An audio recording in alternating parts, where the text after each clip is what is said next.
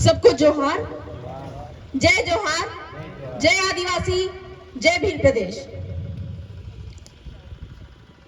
मैं आज इस कार्यक्रम को ऑर्गेनाइज करने वाले सभी जो समिति के लोगों को मैं बहुत बहुत धन्यवाद देना चाहूँगी। साथ ही साथ हमारे पुरखे पूर्वजों को भी मैं बहुत बहुत धन्यवाद देना चाहूँगी, आभार प्रकट करना चाहूँगी कि उन्होंने मुझे इस काबिल बनाया कि आज मैं अपने आदिवासी समुदाय के लिए जो भी जल जंगल जमीन के अधिकार हैं उनको उनके समक्ष रखती हूँ, जो भी संवैधानिक अधिकार है उनको उनके समक्ष रखती हूँ। और आज के दिन में आदिवासी समुदाय, पूरे भारत के आदिवासी समुदाय अपने जल जंगल जमीन को बचाने में सक्षम हो चुके हैं। साथियों, जैसा कि मन संचालक कह रहे हैं कि हजारों किलोमीटर दूर से आई हुई हैं, मेरे बारे में उन्होंने ऐसा बोला। मैं भी इस बात से बहुत ही आश्चर्य करती हूँ, क्योंकि कल तक मैं झारखंड की रहने वाली थी, लेकिन आज के दिनांक में मैं भील प्रदेश की बहू बन चुकी हूँ।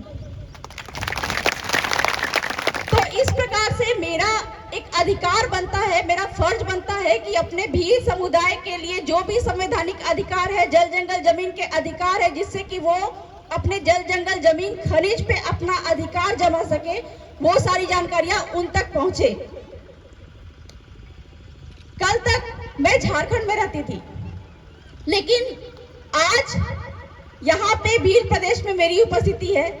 तो हमारे जो दो पुरखे हैं, बिरसा मुंडा और राणा पुंजा भील, उन्होंने आपस में तय किया कि हम लोग जो अपने जो दोस्ती है उसको रिश्तेदारी में बदलना चाहिए और भील प्रदेश का विस्तार हमको ठेठ पूरे भारत तक लेके जाना चाहिए। तो इस प्रकार से मैं आज यहाँ पे हूँ। दोस्तों, मैं बहुत बड़ी बड़ी बात नहीं करती हूँ, मैं भाषण नहीं देती हूँ, मैं संविधान, भारत के संविधान की बात करती हूँ और हमारे जो आदिवासी भाई बंधु हैं उनके बीच में संविधान की बातें बताती हूँ। जैसा कि मुझे मालूम चला है कि हमारे आदिवासी भाई बंधु, जो यहाँ के भाई बंधु हैं, उनको संविधान का क ख ग भी नहीं पता है। तो मैं बहुत ही आसान तरीके से, हालांकि संविधान जो है वो बहुत आसान तो नहीं है, बहुत ही मुश्किल है, लेकिन बहुत ही आसान तरीके से मैं कोशिश करूंगी कि जो संविधान की बातें हैं, जो अधिकार की बातें हैं, जिससे हमारे जल जंगल जमीन और साथ ही हमारे अस्तित्व का भी बचाव हो सके।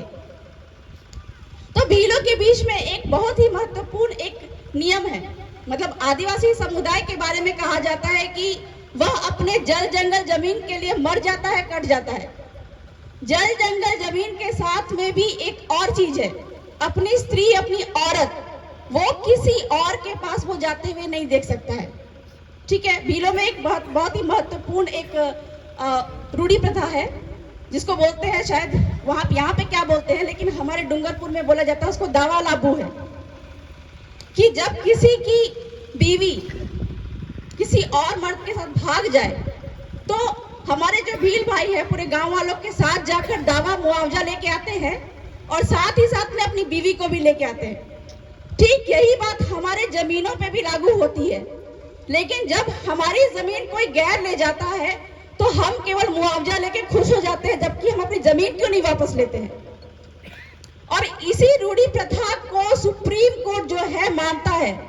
तभी तो यदि कोई गैर आदिवासी हमारी जमीन ले लेता है, आदिवासियों की जमीन ले लेता है, तो ना सिर्फ उसका मुआवजा दिलाता है बल्कि उसको वो जमीन भी दिलाता है।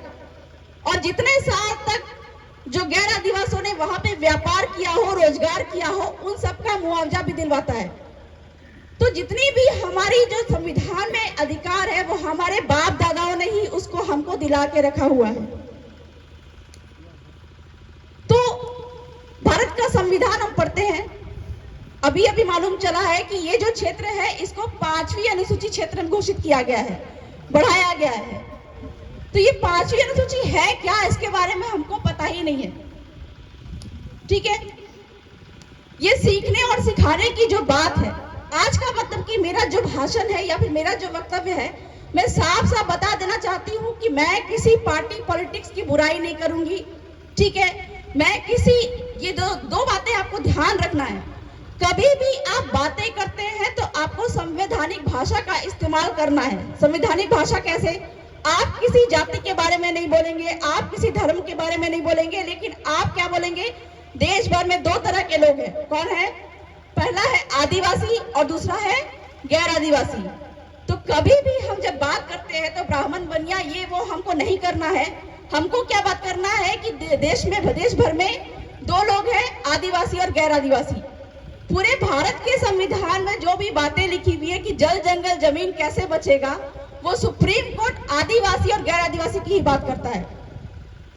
और ये जो हमारा जल जंगल जमीन है, हम जब बात करते हैं शीरा बावसी की, ये शीरा बावसी इतना पावर रखता है, इतना अपने अंदर में शक्ति रखता है, जिसकी वजह से आज मैं देश भर में प्रसिद्ध हूं। जब मैं झारखंड में थी, झारखंड में हमारा एक बहुत बड़ा आंदोलन हुआ था, पत्थरगड़ी आंदोलन। उसमें क्या हुआ था कि जो आदिवासियों के शीरा बावसी है, वो शीरा बावसी में ने आदिवासियों की पूरी जमीन बचाई है।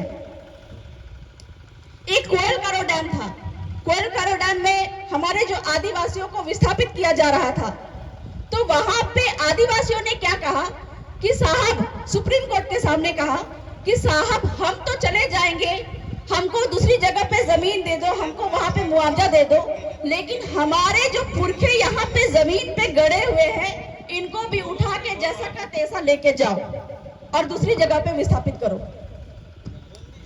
कोई भी वहां पे वो हमारे पुरखों को उठा नहीं सकता, छू भी नहीं सकता, क्योंकि हमारे पुरखे रात में उनको तंग करेंगे।